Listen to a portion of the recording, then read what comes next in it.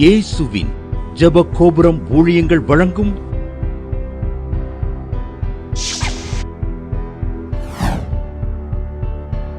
நம்பிக்கையிலே சந்தோஷமாயிருங்கள். கோயம்புத்தூர்ல இருந்து சோபியாங்கிறவங்க எழுதியிருக்காங்க.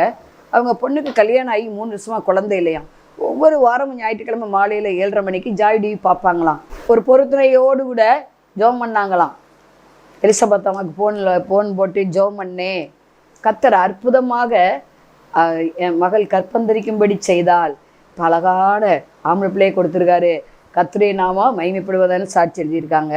நம்பிக்கையிலே சந்தோஷமாயிருங்கள். ஆண்டவராய் இயேசு கிறிஸ்து நாமத்தினால ஜாய் டிவி நேயர்களுக்கு அன்பான வாழ்த்துக்களை தேவ சமூகத்திலிருந்து கூறுகிறோம்.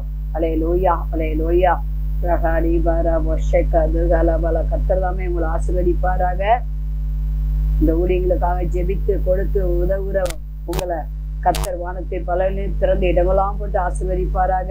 நீடித்த நாட்களால் உங்களை திருப்தியாக்குவாராக. அல்லேலூயா. தானத்திலேயே பெரிய தானம் சுவிசேஷ தானம் தான். ஏன்னா வயிற்று பசிக்கு போக்குறதுக்கு எல்லா ஜனங்களும் கொடுக்குறாங்க, எல்லா மதத்தினரும் கொடுக்குறாங்க, எல்லா ஜாதிகளும் கொடுக்குறாங்க. ஆனால் சுவிசேஷம் அறிவிப்பதற்கு உதவி செய்கிற ஜனங்கள் விசுவாசியிலும் செய்ய முடியும். நல்லா தெரிஞ்சுக்கோங்க. ஊழியர்கள் தான் செய்ய முடியும், அவிசுவாசி கொடுக்க முடியாது இல்லையா? இப்போ இதை அறிஞ்சு நம்ம என்ன செய்யணும்? புது வருஷத்தில் என்ன சுவிசேஷத்துக்கு வாரி இறைப்போம்.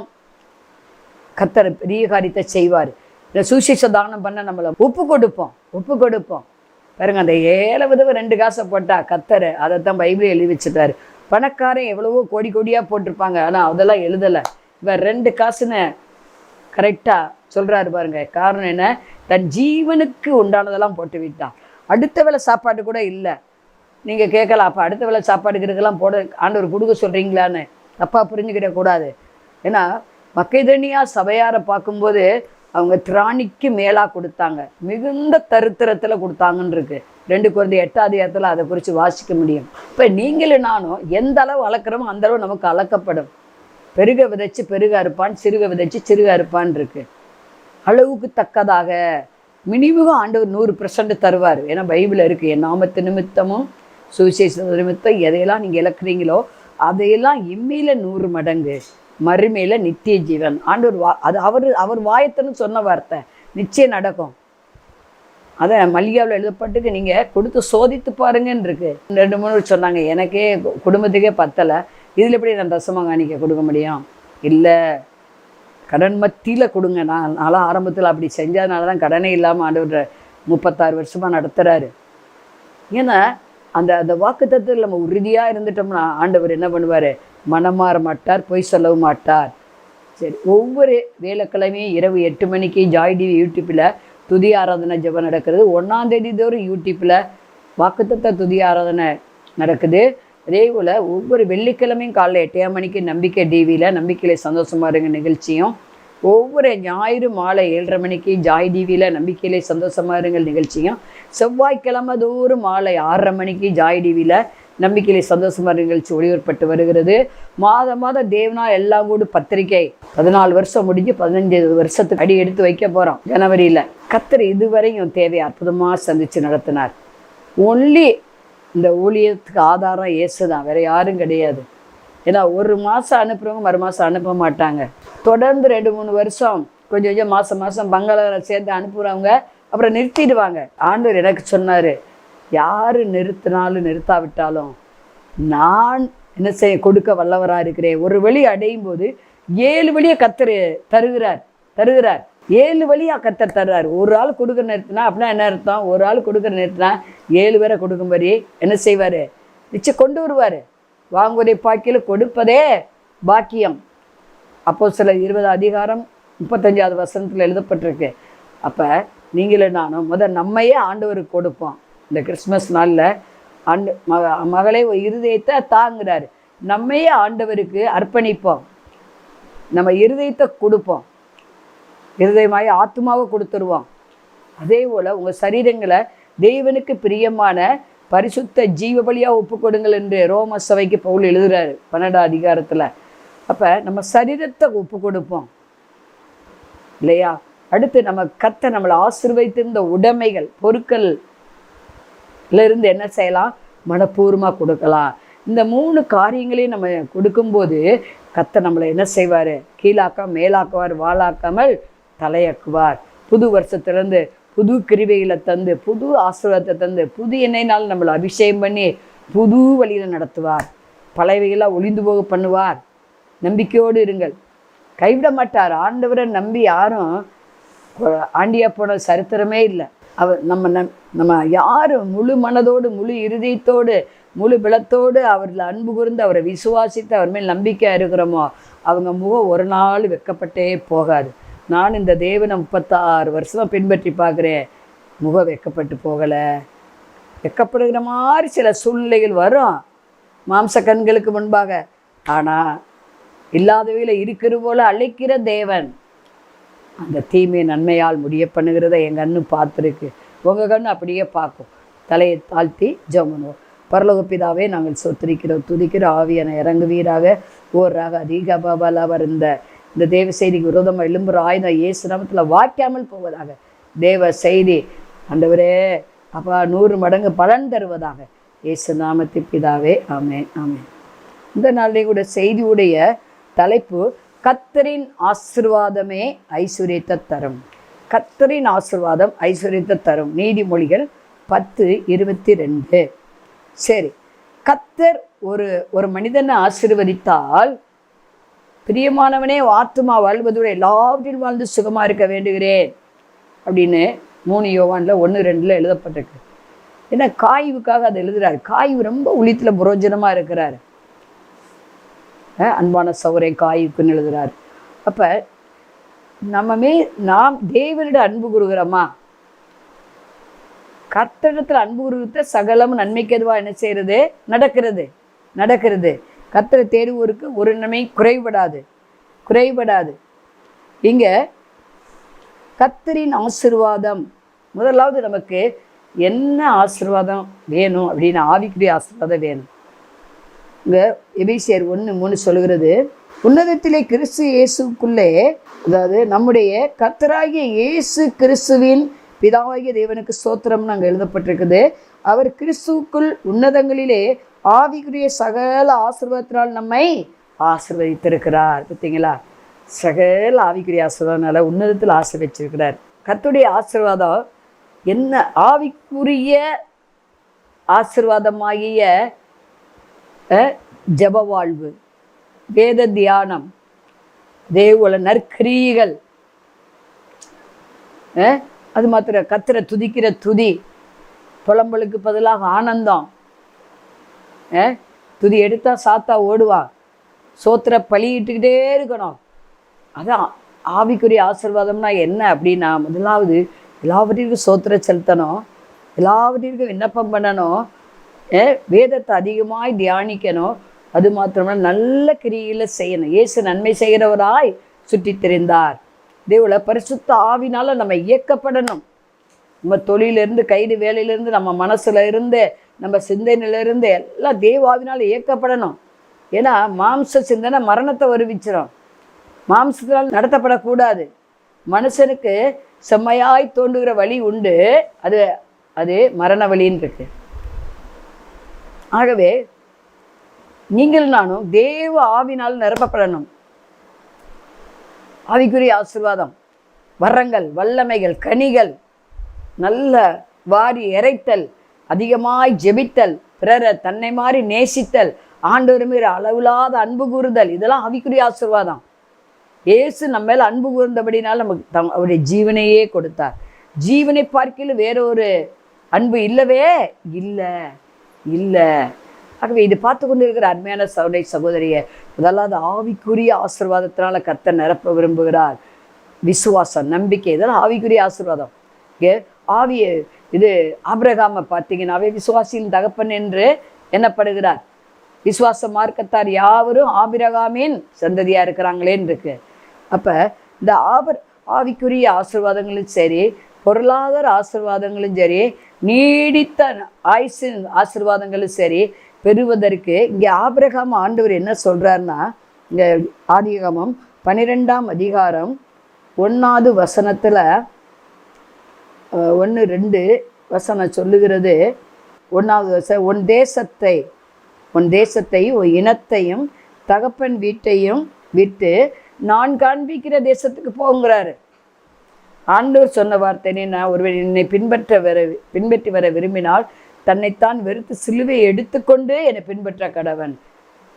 என்னை பாய்க்கல சகோதரனையோ சகோதரியோ தாயோ தகப்பனையோ பிள்ளைகளையோ நேசிக்கிறவன் எனக்கு சீசன் அல்ல. முதல்ல தேவனை நேசிக்கணும், முதல்ல ஆண்டவர் இயேசுவை நேசிக்கணும், முதல்ல அவருக்கு பணியணும், அவர் மீது அன்பு கூறணும், அப்புறம்தான் நம்ம குடும்பம் அன்பு கூறணும். அப்போ இங்கே ஆபிரகாம் ஆண்டவர் ஆசீர்வதிக்க சித்தம் கொண்டார் அவனை. அதனால ஏன்னா பூமியின் தூளை போல் அவனை ஆசீர்வதிக்க நினச்சிட்டார் ஆண்டவர். கடற்கரை மலர்த்தனையாகவும் நட்சத்திரங்களை போல் அவனை பெருகுன்னு நினச்சிட்டாரு. ஆகவே அவன் ஆண்டவர் செய்ய நினைத்தது ஒரு காலம் தடைப்படாது. உங்களை குறித்து என்னை குறித்து ஆண்டவர் ஒரு திட்டத்தை வைத்திருப்பார். நம்ம வழி அவர் வழி கிடையாது, நம்ம நினைவு அவர் நினைவும் கிடையாது. பூமிக்கு வானம் எவ்வளோ உயர்ந்திருக்கிறதோ அவ்வளவாய் நம்முடைய வழி பாக்கில் அவர் வழிகளும் நம்முடைய நினைவு பாக்கில் அவர் நினைவுகளும் உயர்ந்ததாக இருக்கிறது. அப்போ அதாவது கர்த்தரின் ஆசீர்வாதம் ஐஸ்வரியத்தை தர வேண்டுமானால் ஆவிக்குரிய ஆசீர்வாதம், பொருளாதார ஆசீர்வாதம், சரியப்பெற ஆசீர்வாதங்கள், மனுஷ தெய்வ தேவ தெய்வ தேவ கிருபையில் நம்ம பெற வேண்டுமானால் இங்கே நம்ம முதலாவது ஆண்டு தேசத்தை விடு அப்படின்னு நம்ம சமுதாயத்தில் பழக்க வழக்கங்களை விட்டு பாருங்க. மொர்தெகாய் உயர்த்தப்பட காரணம் அவன் ஆமானும் அவன் கூட்டம் 500 பேருக்கு மேலே, ஆயிரக்கணக்கான பேர்னே வச்சுக்கலாம். அவனுடைய கூட்டமும் அவனு என்ன சொல்கிறாங்கன்னா, இந்த இந்த இந்த ஜாதி என்ன பண்ணுது, இந்த ஜனம் வித்தியாசமாக இருக்குது, நம்ம கூட எதுக்குமே கலந்துக்கிட மாட்டேங்குது, உறவு வைக்க மாட்டேங்குது, பிரித்தெடுக்கப்பட்ட வாழ்வு வாழுது, அவருடைய கலாச்சாரமே வேறையாக இருக்கிறது, நம்ம கலாச்சாரத்துக்கு ஒத்து வர மாட்டேங்கிறாங்க. இப்படி அவங்க குறை கண்டுபிடிக்கிறாங்க. ஏன்னா ஆமான்களில் எல்லாரும் விழுகணும், எல்லா பணியாட்கள் வேலையாட்கள். ஆனால் மொர்தெகாய் மட்டும் என்ன செய்யலை, வாசல் காக்கிறவர் தான் அவர், ஒரு வாட்ச்மேன் வேலை தான் அவருக்கு. ஆனால் அவரை வணங்கவே இல்லை. இதை பார்த்து எரிச்சல் படுறாரு. மனுஷ காலில் விழுகக்கூடாதுன்னு அவரே சத்தியத்தின்படி வாழ்கிறாரு. அதனால பார்த்திங்கன்னா பல பிராபலங்கள் அவருக்கு வந்தது. ஆனால் ஒரு நாள் வந்தது, ஆமான் அவன் கூட்டத்தை ஆண்டவரே அழிச்சு போட்டார். ஆகவே ஆண்டோடைய வார்த்தைக்கு நம்ம கீழ்ப்படிந்து நடக்கணும். ஆபிரகாம கர்த்தர் சகல விதத்தில் ஆசீர்வதித்தார் என்று சொல்லி அங்கே ஆதியாகமம் 24:1 வாசிக்கிறோம். அவன் சகல விதத்தில் ஆவிக்குரிய பொருளாதார சரிபெற ஆசீர்வாதங்களில் அவன் பெற காரணம் அவன் ஜனத்தை விட்டான், அதாவது அவன் தேசத்தை விட்டான், அவன் இனத்தை விட்டான், அவன் ஜாதியை விட்டான், தகப்பன் வீட்டை விட்டான், தனக்கு உண்டான எல்லாவற்றையும் விட்டுட்டு என்ன பண்ணான், அவர் காண்பிக்கிற தேசத்துக்கு வருகிறான். கானானுக்கு என்ன செய்கிறான், பிரயாணப்பட்டு வருகிறான். ஆண்டவர் சொன்னார், நான் இதை நீ பார்க்குற இந்த கண் பார்க்குற பூமியை நான் உனக்கு என்ன செய்யப்போறேன், தரப்போகிறேன். மட்டும் நீ நடக்க முடியுமோ மட்டும் நட, இந்த கானானில் நான் அதெல்லாம் உன் பேருக்கு தரப்போகிறேன்னு சொல்கிறாரு. எவ்வளவு அற்புதமான ஆண்டவர் நம்ம ஆண்டவர் பாருங்க. இவன் உடனே கீழ்ப்படிஞ்சு விட்டுட்டு வரான். அப்போ நீங்கள் சகல விதத்தில் ஆபிரகாம் போல ஆசீர்வதிக்கப்பட வேண்டுமானால், கர்த்தருடைய ஆசீர்வாதம் உங்களுக்கு ஐஸ்வரியத்தை தர வேண்டுமானால், நீங்களானு செய்ய வேண்டியது தேசத்தை விடணும், அப்படின்னா சமுதாயத்தை பழக்க வழக்கங்களை விட்டணும். நம்ம வேறு பிரிக்கப்பட்டவர்கள், கர்த்தரால் தெரிந்து கொள்ளப்பட்டவர்கள், நாம் ராஜாக்களும் ஆசாரியர்களுமா லேவியரமா இருக்கிறோம் என்கிற மனது நமக்கு எப்போது இருக்கணும், மனதில் பதிச்சு வைக்கணுங்க. ஆமாம், நம்ம யார், கர்த்தருக்குள்ள யார், இயேசு கிறிஸ்துக்குள்ள நம்ம யார் என்பது உலகத்துக்கு தெரிய வேணும். அல்லேலூயா. அப்புறம் சொன்னவொடனே கீழ்ப்படிஞ்சு வர்றாரு. நீங்கள் நானும் எதெல்லாம் விட்டுட்டு வர்றோம், அதான் நான் விட முடியலேங்கிறோம். அது எப்படிங்க விடுறது அந்த காரியத்தை அப்படின்னு கேட்குறோம். இல்லை, ஆண்டவருக்கு பிடிக்கலைன்னா அதை விட்டுறணும். அல்லேலூயா. ரகதிகபலபரபஷே எல்லாத்தையும் விட்டுட்டு அவரை பின்பற்ற சொல்கிறாரு. அப்புறம் நேசிக்கக்கூடாது இல்லை, வீட்டாரைத்தான் நம்ம அதிகமாக நேசிக்கணும். ஒருவனுக்கு சத்துரு வீட்டார் தான், ஆனாலும் சத்துருக்களை சிநேகிகள் இருக்கு, நேசிங்கள் இருக்கு. அப்போ நீங்களான வீட்டாரை நேசிக்கணும். அவன் பாருங்க, கானானுக்கு வருகிறான், அப்படியே சௌரனோடு கூட என்ன செய்கிறான், வருகிறான். லோத்தை கூட்டிகிட்டு வருகிறான், சித்தப்பா மகனை கூட்டிகிட்டு என்ன செய்கிறான், வருகிறான். ஆனால் கர்த்தர் அவனோடு கூட இருக்கிறார்.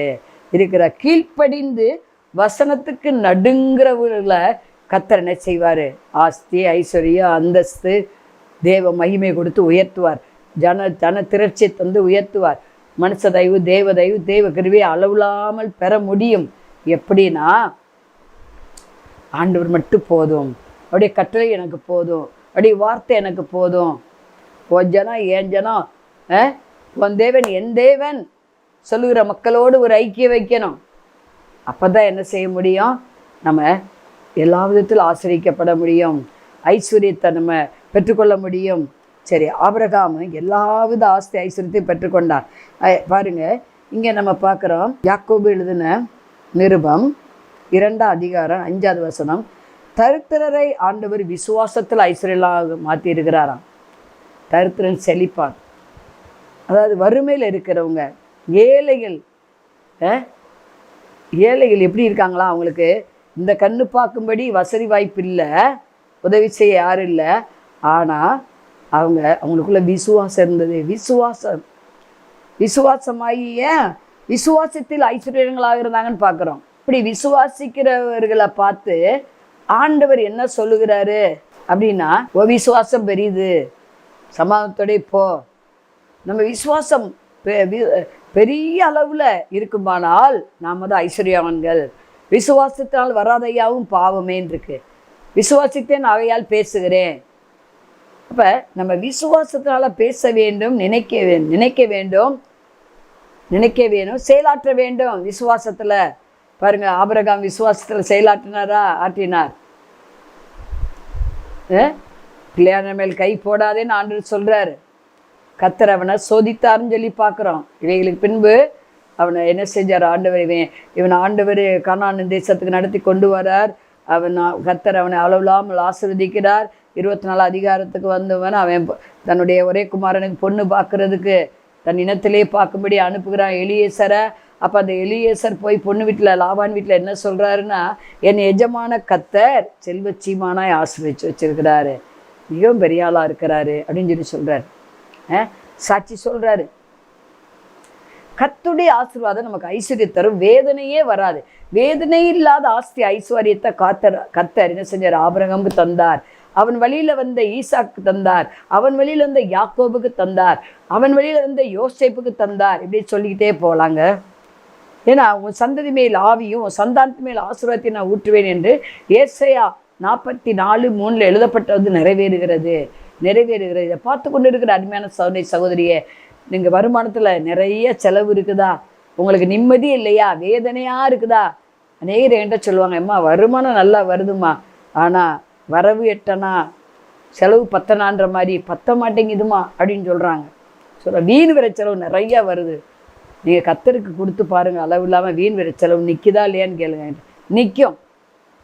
கர்த்தருக்கு கொடுக்குற நம்ம வஞ்சித்துட்டு மற்றதுக்கு முக்கியத்துவப்படுத்துறதுனால, மற்ற காரியத்தை முக்கியப்படுத்தி காசை செலவழிக்கிறதுனால நமக்கு வீண் விரை செலவு வருது. மீதி எடுக்க முடியவில்லை. நான் எது வீட்டுக்குன்னு காசு செலவழிப்பேன், நான் யோசிப்பேன், அரிசி வாங்க, பருப்பு வாங்கினேன். நான் ஆண்டவர் தருவார். அவருடைய சுவிசேஷ வேலைக்கு எவ்வளவோ தேவைப்படுது. அவர் தாகத்தை தீர்க்கிறவர்களாக மாறணுமே. இது ஆண்டவர் கொடுக்காம விட்டுட்டாரு.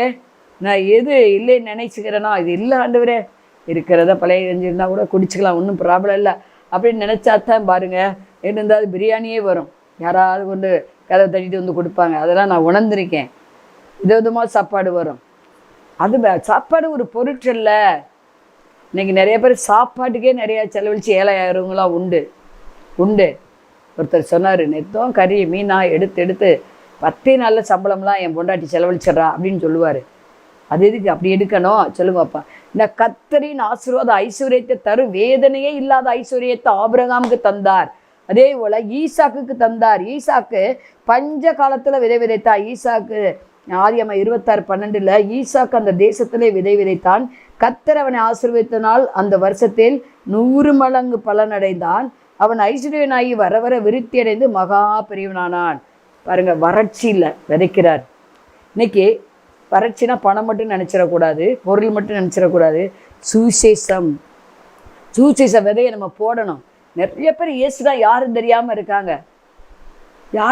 இருக்காங்க. வறட்சியாக இருக்கு அவங்க உள்ளம். இயேசு இல்லாத உள்ளம்லாம் வறட்சி தான்.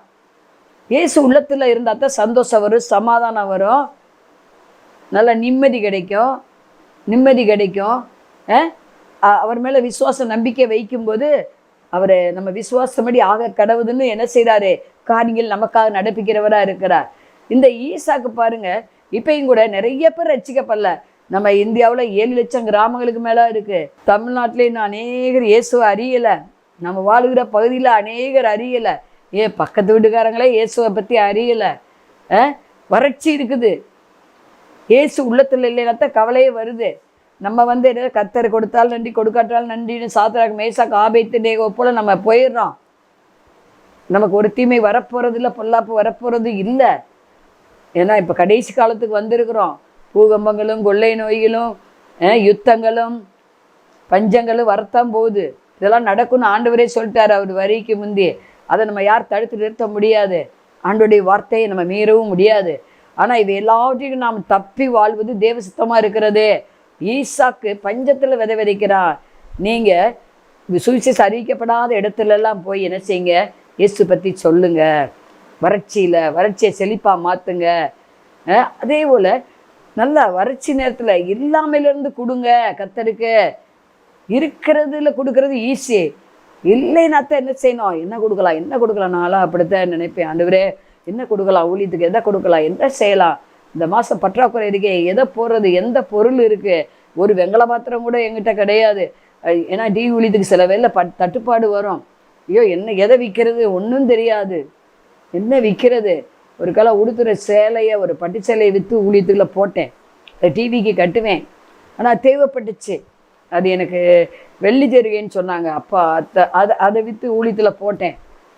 நீ விற்கிறதுக்கு ஒன்றும் இல்லையே ஆண்டவரே, அலுமினிய பாத்திரம் கூட 2-3 தான் இருக்குது, ரொம்ப இல்லை, சிலுவர் விலை போகாதே ஆண்டவரே, அப்போலாம் நான் ஆண்டுகிட்ட பேசுவதுண்டு. அதை பார்க்குறாரு ஆண்டவர். நம்ம அதை இல்லாதலேருந்து ஊழியங்களுக்கு விதைக்கும் போது கர்த்தர் என்ன செய்கிறார், நிம்மதியை தருகிறார், சமானத்தை தந்துடுறார், சந்தோஷத்தை தருகிறார், ஆரோக்கியத்தை தருகிறார், மனுஷ தயவு தருகிறார், செல்வ செழிப்பை தருகிறார். நமக்கு எந்த குறை இல்லாமல், கடன் இல்லாமல், நோய் நொடி இல்லாமல் நம்மளை ஆசீர்வதித்து அநேகருக்கு ஆசீர்வாதம் வைக்கிறார். வேதனை இல்லாத ஆஸ்தி ஐஸ்வர்யம் உலகம் எடுக்க முடியாத சமானத்தினால நிரப்புகிறார். முதலாவது ஆவிக்குரிய ஆசீர்வாதம், 2வதாக நல்ல பொருளாதார ஆசீர்வாதம், 3வதாக நல்ல நீண்ட ஆயுளாகிய ஆசீர்வாதம், 4வதாக ஞானத்தின் ஆசீர்வாதம் நமக்கு தேவை. இங்கே நம்ம பார்க்குறோம், ஞானத்துக்காக விண்ணப்பம் பண்ணுறான். 1 ராஜாக்கள் 3ஆம் அதிகாரம் 9லேருந்து நீங்கள் வாசிக்க முடியும். அங்கே சாலமோனு நல்ல 1000 ஸ்தோத்திர பலியில் இட்டு ஜெபம் பண்ணுறாரு. ஆண்டவர் சொப்பனத்தில் கேட்டால் நீ விரும்புவதை கேள்பானார். அவன் கேட்டான், எனக்கு இந்த ஜனங்களை நடத்துவதற்கு ஞானம் வேணும் ஆண்டவரே. இந்த இவ்வளோ லட்சக்கணக்கான கோடிக்கணக்கான ஜனங்களுக்கு நான் நியாயம் செய்யணுமே, நியாயம் செய்வதற்கு என்ன செய்யணும், ஞானம் வேணும்னு சொல்லி ஜெபிக்கிறான். அந்த விண்ணப்பம் ஆண்டுடைய பார்வையில் பிரதியாக இருந்துச்சு. அவன் கேட்காத ஆஸ்தி ஐஸ்வர்யம் நீடித்த நாட்கள் சத்துருக்களின் பிராணம்லாம் எல்லாம் சேர்த்து கொடுத்தார். அப்போ நீடித்த ஆயுசு வேணுமா, சரீரத்துக்கு நல்ல சுகம் வேணுமா, அந்த அப்படிப்பட்ட ஆசீர்வாதம் மாய ஐஸ்வர்யம் வேணுமா, ஞானத்துக்காக ஜெபம் பண்ணுங்க. ஞானத்துக்காக நம்ம ஜெபிக்கும் போது கர்த்தர் ஞானத்தை தருகிறார். ஏன்னா யாக்கோபு எழுதின நிருபம் 1ஆம் அதிகாரம் 5வது வசனம் சொல்லுது, ஞானத்தில் குறைவுள்ளவன் சம்பூரணமாய் கொடுக்கிற தேவனிடத்தில் கேட்க கடவன், எவரையும் கடிந்து கொள்ளாத தேவனிடத்தில் கேட்க கடவன். சந்தேகப்படாமல் கேட்டா தருவேன்னு சொல்றாரு. எல்லா ஞானத்தை சம்பாதிங்கிறாரு. கர்த்தருடைய ஆசீர்வாதம் நமக்கு ஐஸ்வர்யத்தை தர வேண்டுமானால் வேதனை இல்லாத ஐஸ்வர்யம். சமாதானத்தில் வேதனை இருக்குமா? இருக்காது. சந்தோஷத்தில் வேதனை இருக்குமா? இருக்காது. நல்ல வசதி வாய்ப்பில் வேதனை இருக்குமா? இருக்காது. கர்த்தருக்கு அள்ளி கொடுக்குறோம், நேரத்தை கொடுக்குறோம், பணத்தை கொடுக்குறோம், சரீரத்தையே கொடுக்குறோம், அதில் வேதனை இருக்குமா? இருக்காதுங்க. வேதனை இல்லாத ஐஸ்வர்யத்தினால கர்த்தர் நம்மளை நிரப்ப விரும்புகிறார். கிருபையின் ஐஸ்வர்யம், மகிமையின் ஐஸ்வர்யத்தில் கர்த்தர் கொடுக்கிறார். நற்கிரியாகிய ஐஸ்வர்யத்தை கர்த்தர் தருகிறார். 1 தீமோத்தேயு 6:18. அப்போ ஐஸ்வர்யம்னா பணம் மட்டும் நினச்சிடாதீங்க. நல்ல சுக பலன் ஜீவன் அது ஒரு ஐஸ்வர்யம்தான். அதே போல் நற்கிரிகள், அதே போல் விசுவாசம் அது ஒரு ஐஸ்வர்யந்தான். அதே போல் நம்ம அனுபவிக்கிற எல்லாமே கர்த்தர் ஆசீர்வதிக்கிற ஐஸ்வர்யம் தான். ஜெபம் பண்ணுவோம். பரலோக பிதாவே நாங்கள் சோத்தரிக்கிற துதிக்கிற கர்த்தருடைய ஆசீர்வாத ஐஸ்வர்யத்தரும் வேதனை இருக்காது. வேதனை இல்லாத ஐஸ்வர்யத்தினால் இதை பார்க்குற ஒவ்வொருவரையும் நிரப்புங்க. வியாதி படுக்க நீங்கி போவதாக. வியாதியை படுத்துகிற அவனை கர்த்தர் தாங்குவார். வியாதியில் படுக்கை முழுவதும் மாற்றுவார். இந்த வருஷத்தில் லாஸ்ட் மாதத்தில் வியாதியே இருக்கக்கூடாது. எய்த்துக்கு வந்த வியாதிகள் நீங்கி போவதாக இயேசு நாமத்தில். சோர்வுகள் நீங்கி போவதாக. குறைகள் நீங்கி போவதாக. முடக்கு வாதங்கள் நீங்கி போவதாக இயேசு நாமத்தினால. அல்லேலூயா. நெருக்கங்கள் நீங்கி போவதாக. பத்திர பதிவு நடப்பதாக இயேசு நாமத்தினால. சொந்த வீடு இல்லாதவங்களுக்கு சொந்த வீடை கர்த்தர் கட்டளையிடுவீராக. புறாக தீகாபாபா லாபாரபோஷே. அல்லேலூயா, அல்லேலூயா, அல்லேலூயா. பிள்ளையை நன்றாக படிக்க அனுக்கிரம் பண்ணுவீராக. இந்த வருஷம் 10th +2 உங்கள் பிள்ளைகள் ஃபர்ஸ்ட் மார்க் வாங்க உதவி செய்வீராக. எல்லா நன்மையினாலும் இதை பார்க்குற ஒருவரே நிரப்புங்க. இயேசு நாமத்தை பிதாவே. மாணவர்களே, அதிசய கல்வாரி ஊழியங்கள் மூலம் ஒவ்வொரு மாதமும் தேவனால் எல்லாம் கூடும் பத்திரிகையை நாங்கள் வெளியிடுகிறோம். தேவ சமூக பாடல்கள் DVD, ACD இந்த பாடல்களை நாங்கள் வெளியிடுகிறோம். அதிசய கல்வாரி ஊழியம் இது தீர்க்க தரிசன ஜெப ஊழியமாக நடைபெறுகிறது. இந்த ஊழியங்களுக்காக ஜெபிக்க, காணிக்கையை அனுப்ப, தாங்க மறவாதிருங்கள். ஜெபிக்கிற, கொடுக்கிற, உழைக்கிற உங்கள் ஒவ்வொருவரையும் ஆண்டவர் தாமே ஆபிரகாமை ஆசீர்வதித்தது போல சகல விதத்திலும் உங்களை ஆசீர்வதிப்பாராக. ஆமென். அன்பிற்குரியவர்களே, இந்த ஊழியத்தை உங்கள் காணிக்கைகளால் தாங்குபவர்களின் கவனத்திற்கு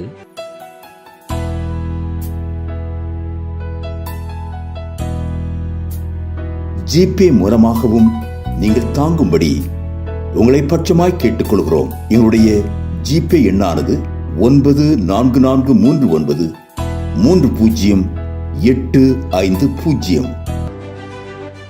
எங்களது முகவரி சகோதரி எலிசபெத் சுந்தர்ராஜன், எண் 27, பொதிகை தெரு, குழந்தைச்சாமி நகர், வண்டியூர், மதுரை 20. செல்போன் எண்கள் 9487177765 9095328172 மற்றும் 9443930850.